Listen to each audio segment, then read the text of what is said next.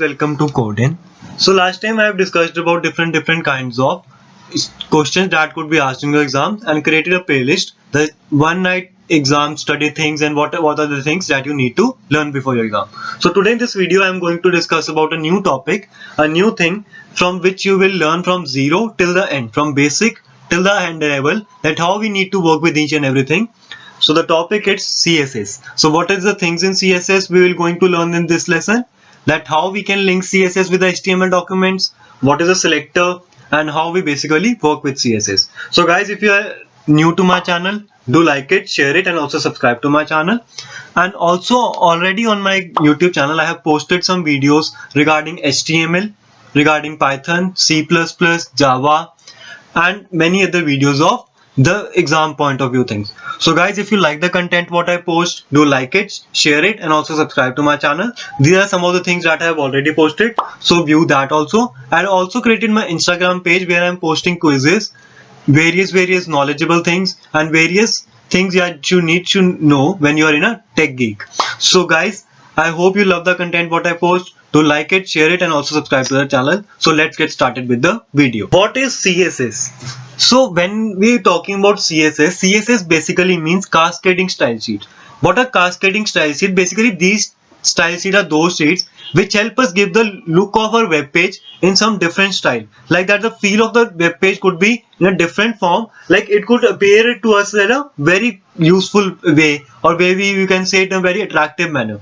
So like I am making my video, so I'll try to make my video that looks attractive and also means understandable to you. So basically when we are talking about CSS is the way to apply a style onto another already existing document. So suppose say we have already created a HTML document, so in which that HTML document what we want to create a style of that HTML document. So we'll do with the help of CSS.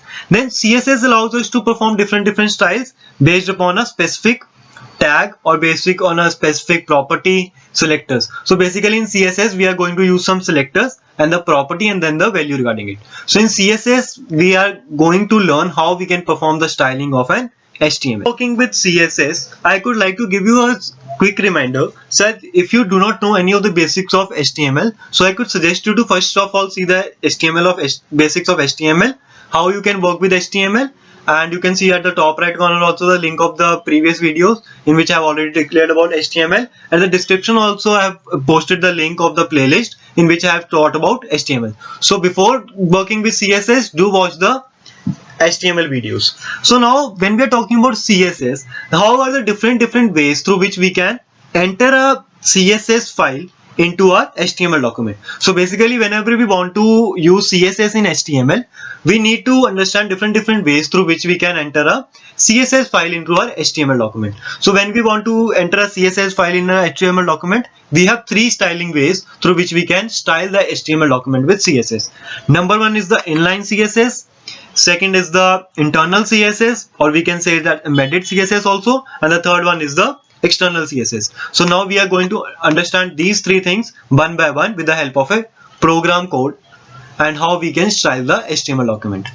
So here as you can see I have opened a HTML document over here. So basically when we are creating a HTML document, we create it in a notepad. So here I have first of all written a HTML, then I have written a body, then I have written p style equals to, and then the double quotes color, then a colon, then red, and then close that semicolon.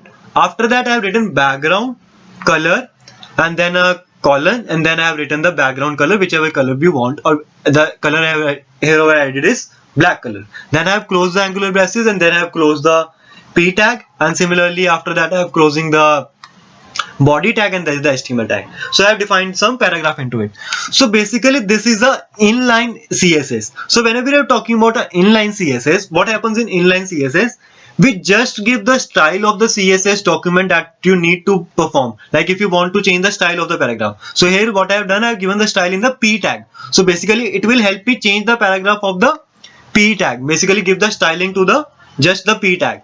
So whenever I am using a p style, it will just change that particular program and show me the particular output. So this is the inline CSS in which we are just giving in a single line whichever style we want to give for a particular thing. That is known as inline CSS, which we are giving only to a specific tag and performing a style to that particular tag. So whenever I will execute this program, as you can see I have executed over here, so black line is appearing to me, and in that the text is appeared whatever I have worked upon it. The second case, that is the internal CSS styling. So whenever we are talking about the inline and the internal, what is the difference basically in that?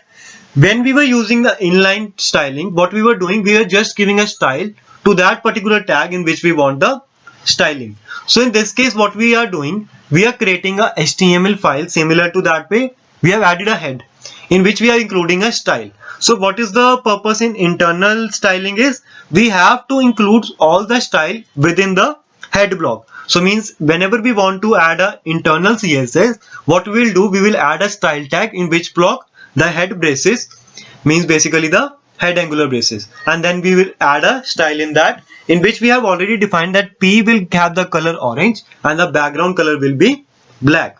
So in this form what will happen, wherever the number of times the paragraph I have written over in the document, means the HTML documents, the number of paragraphs that I have written, like in the body tag I have written suppose 3 paragraphs, so all the 3 paragraphs will be having the color of the text as orange and the background will be as black. So here as you can see I have written 2 paragraphs, the paragraph is used here, and then I have written the style already is defined here. So that all things I have done in the body tag, but you can see the style part I have already given in the style header file, means style angular braces. So what is done, whenever we are talking about that thing, so all the content that has been included in the style will work upon that only, means whatever thing I have given in the style, that will work. So here like you can see in the output, you will see the displayed part, that is the orange color is going to be displayed and it includes a black, because all that thing was displayed in the style. Rest all of the document will remain the same. Next is the third type of CSS linking, that is the external linking. So basically whenever we are using or developing a more of the thing, we always prefer to do external linking, because we do not need to write all of them in a one program. We'll just separate the CSS file and the original file. So here you can see I have made an external file over here in which just I am writing what P, then the color is red and the background color is black. That I have defined the style of the P wherever it will be used. So whenever we are declaring this kind of file, I'll save that file with the extension .css. So whenever we are creating a CSS file, I'll save that file with the .css extension. So it is used when we want to create a very large file. So in that case what we are using the .css file, which help us understand that particular part. So as we have declared a already existing CSS file in which we are performing that work, so it is possible when we are using, we have to make a lot of changes into our HTML document. So we do not use the internal inline linking, we use the external linking. So for that purpose, what is the difference that will be used? We will use the head element. In that head element, what we will use a angular braces and link rel equals to style sheet. Basically it is telling that we are adding a style sheet into this HTML document.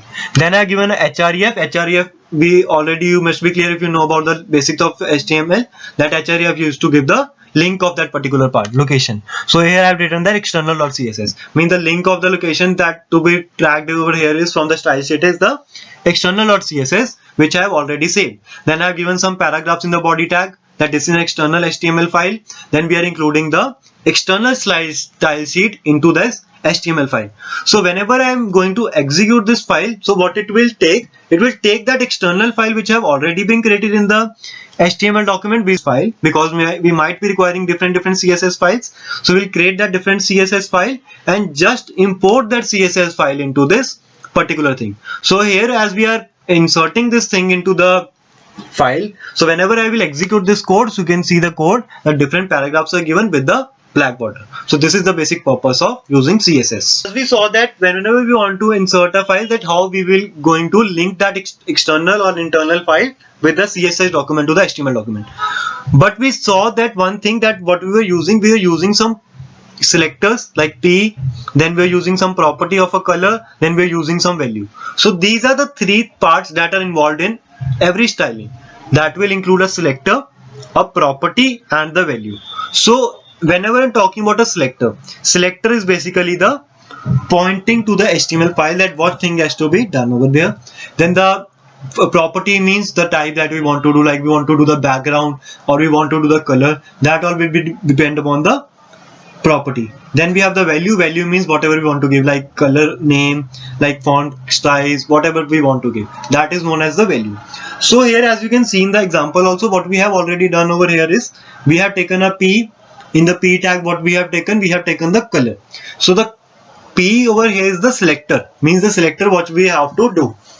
Then we have the color. Color is basically the property of that, and then the value is the whatever color we have given to that. That is known as a selector, property, and the value that we are used for CSS styling.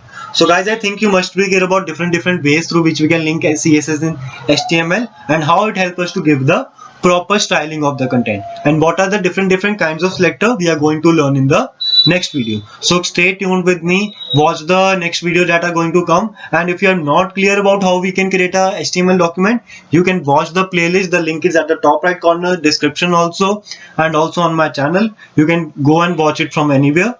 So guys, I hope you like the content what I post. Do like it, share it, and also subscribe to my channel and share as much as possible with your friends. Thank you so much for watching.